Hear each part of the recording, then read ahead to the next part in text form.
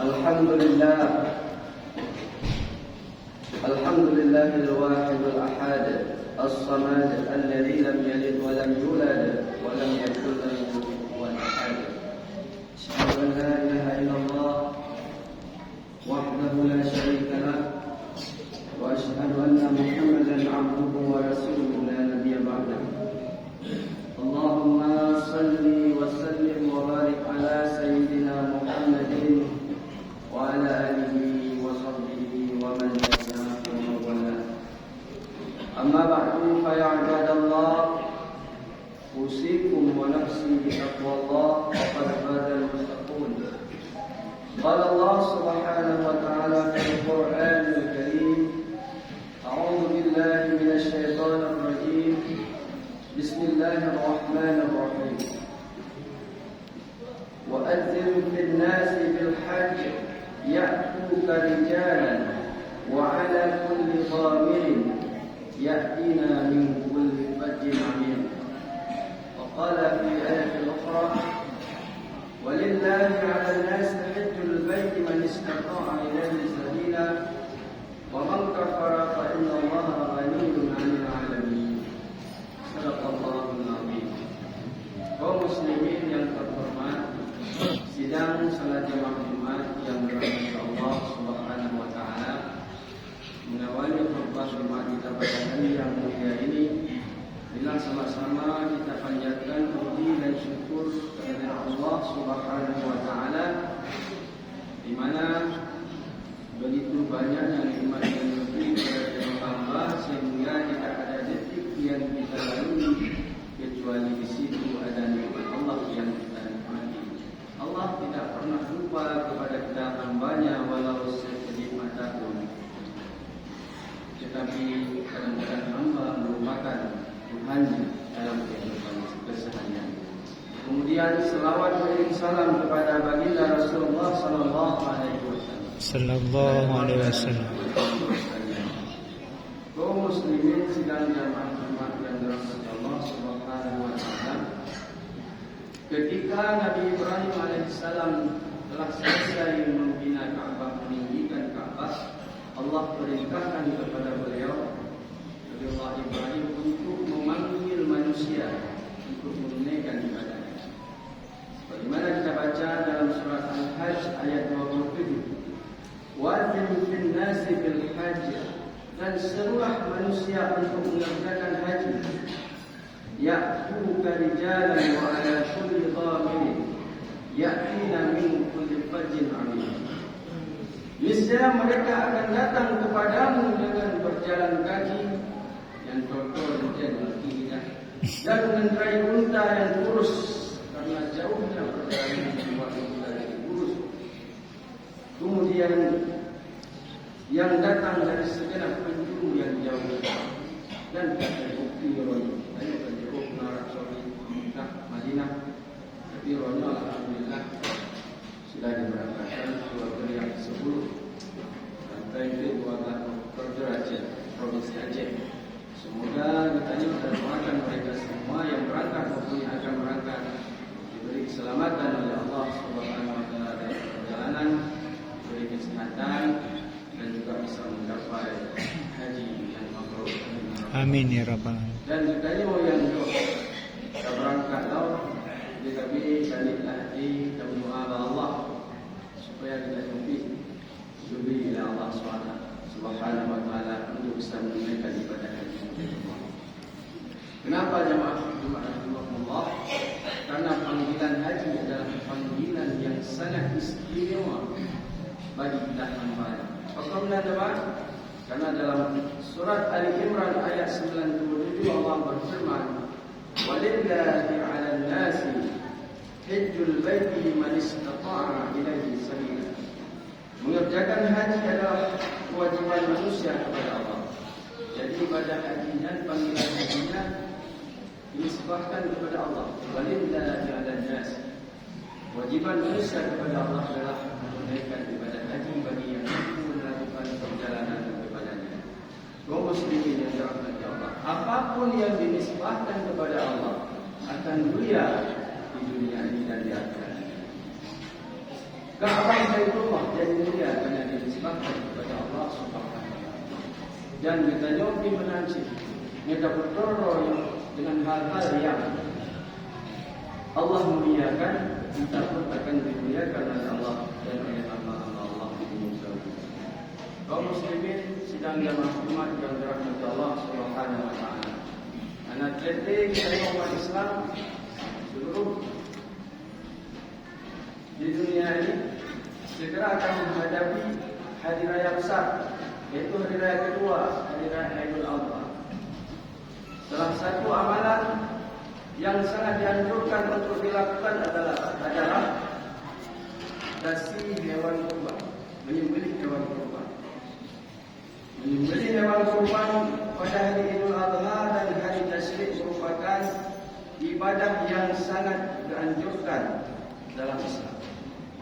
Dalam Al-Quran disebutkan bahawa menyembelih hewan adalah bagian dari syiar Allah yang selayaknya diperhatikan dan diagungkan oleh semua kaum muslimin. Karena siapapun yang mengagungkan syiar-syiar Allah, maka hal itu menunjukkan bahawa dia bertakwa.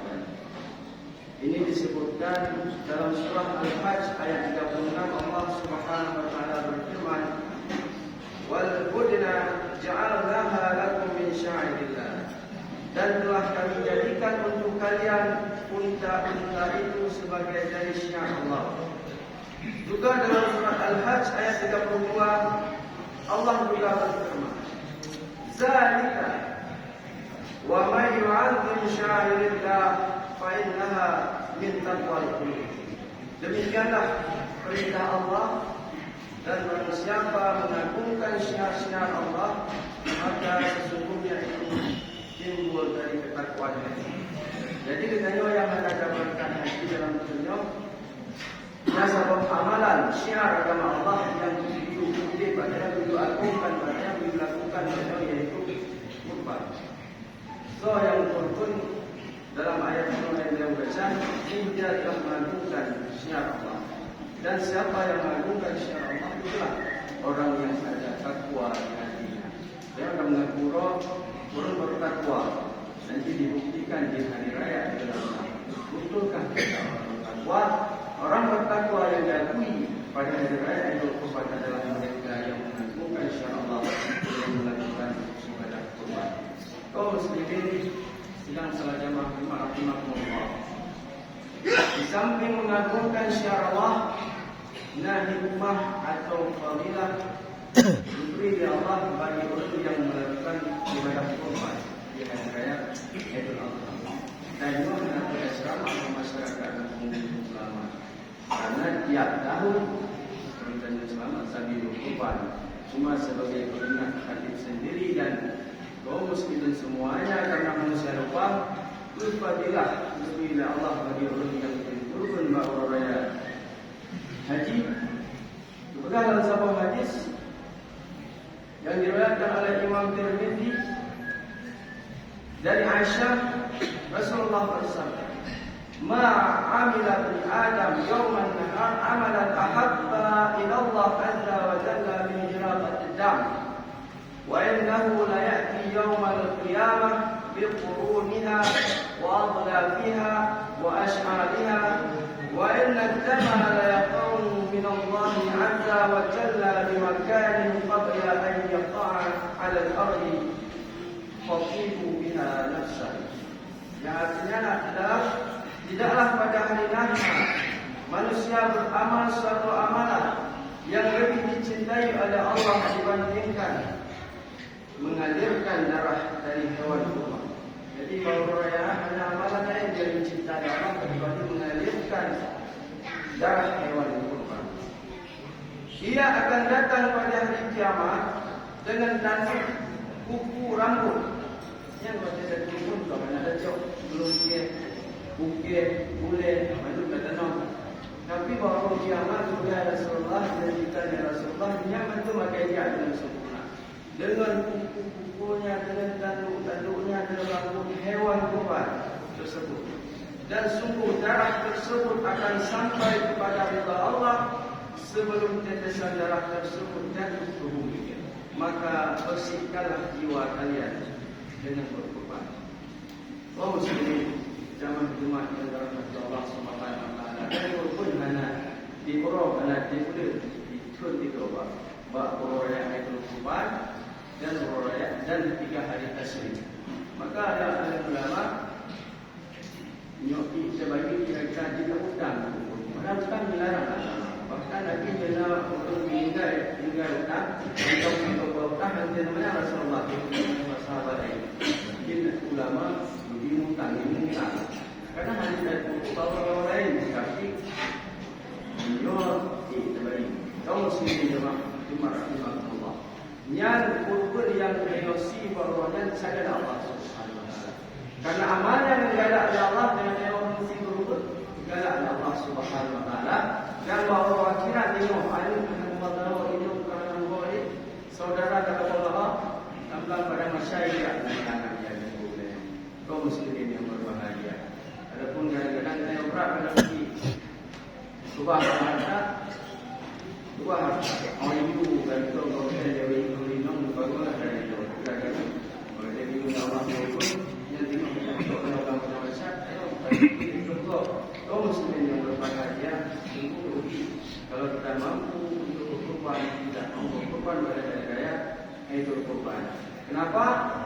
Karena Allah betul-betul bagi orang mampu dan berkorban yang betul. Hukum dia benci Allah. Jadi nanti hanya betul pada tempat semaya, orang mampu tidak mampu berkorban. Betul apa macam berkorban yang benci Allah. Kamu mudah jalan. Kaum muslimin dirahmati Allah Subhanahu wa taala. Yang kedua, mendapatkan kebaikan sebanyak bulu hewan yang dijadikan kurban. Dalam hadis riwayat Imam Abu Dawud dan Zaid bin Arqam, dia berkata, qala ashabi Rasulullah sallallahu alaihi wasallam, ya Rasulullah, ma hadhihi al-aqiyah? Kurban kurbannya ya Rasulullah. Qala sunnat abikum, yang adalah sunnah Nabi yang kumpul dari ayah kalian Ibrahim. Lalu Nabi Ibrahim ada tensi nanti ganti oleh Allah dengan ikhlas. Yang sunnahnya itu berkata, qalu fama lana fiha ya Rasulullah, umatku manfaat bagi kamu ya Rasulullah. Bikulli sya'ratin hasanah, setiap sehelai rambut, sehelai bulu lebih tambah kebaikan kepada kita. Tambah kebaikan kali itu juga. Qalu fasufu ya Rasulullah, maka ya Rasulullah. Qala bikulli sya'rin min sufi hasanah, setiap bulu lebih sebab kebaikan dari Allah kepada orang yang berkorban. Kemudian yang kedua, menghapuskan dosa-dosa yang kecil. Adapun dosa yang besar dan taubat kepada Allah. Dosa yang kecil bisa terhapuskan. Disebut dalam sebuah hadis riwayat Imam Hakim, ya Fatimah, qumi ila adhiyatika fashhadha wa innahu yaghfiru laka 'inda awwali qatratin taqturu min damiha kulla dhanbin 'amilatihi. Wa quli inna salati wa nusuki wa mahyaya wa mamati lillahi rabbil alamin la syarika lahu wa bidzalika umirtu wa ana awwalul muslimin wa ana minal muslimin. Qala Imran, qultu ya Rasulullah, hadha laka wa li ahli baitika khassah wa ahlu dzalika antum amrul muslimin amma. Artinya lebih lagi, wahai Fatimah ya Rasulullah, bangkit dan saksikanlah kurban, penyembelihan kurban, karena sesungguhnya setiap dosa yang telah kamu lakukan akan diampuni dalam setiap tetesan darah yang mengalir dari hewan kurban tersebut. Kemudian katakanlah, inna salati, sesungguhnya salatku wa nusuki, ibadahku untuk kurban, mahyaya wa mamati lillahi rabbil alamin. Hidup mati itu Allah. Yang betul itu yang kurban. Yang betul adalah kita saksikan kurban. Betul yang orang apa nak kita. Kaum muslimin sekalian jemaah dirahmati Allah Subhanahu wa taala.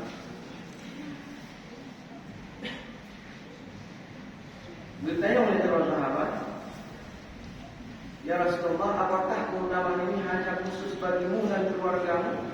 Mulai itu berbiji ya Rasulullah. Bukti Nabi tidak, tapi untuk seluruh kaum muslimin. Untuk seluruh kaum muslimin. Setiap kita sandarannya mampu dosa Allah Subhanahu wa taala.